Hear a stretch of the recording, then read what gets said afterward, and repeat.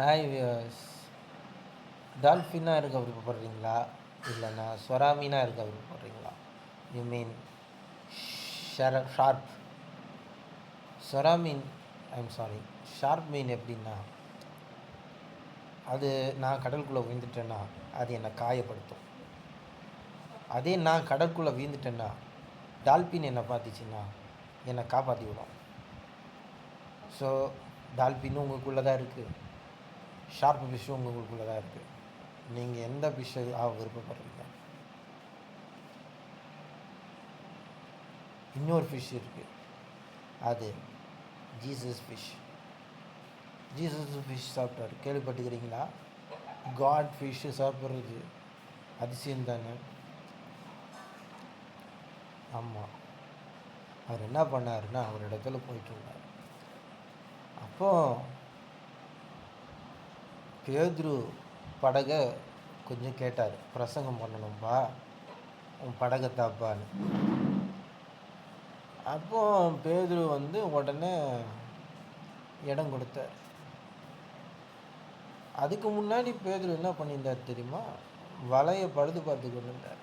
ஒரு மீன் அகப்படலை. அது யார் தெரியுமா? ஃபிஷர்மேன் சாரி, அவர் மீன் பிடிக்கிறதுல எக்ஸ்பர்ட். அவர் அத்தனை வருஷம் எக்ஸ்பீரியன்ஸ் ஆன ஆள். ஆனால் அவர் பார்த்திங்கன்னா ஒரு மீனை பிடிக்க முடியல. அப்போ ஆண்டவர் அந்த இடத்துக்கு நடந்து போயிட்டு இருந்தார்.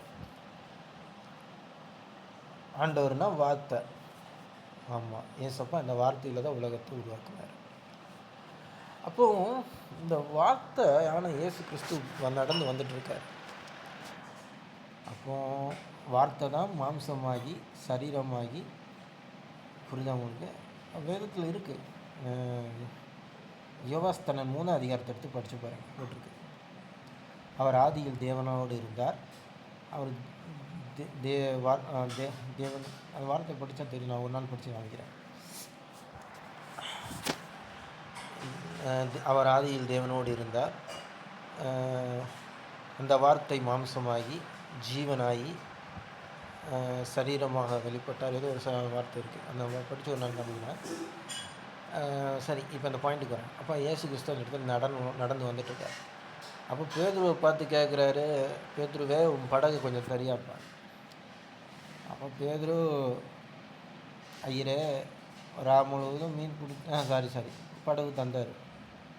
அப்போது ஆண்டவர் போனார், போய் பிரசங்கம் பண்ணார் அந்த கப்பலில். அதுக்கப்புறம் பிரசங்கம் முடிஞ்சிச்சு.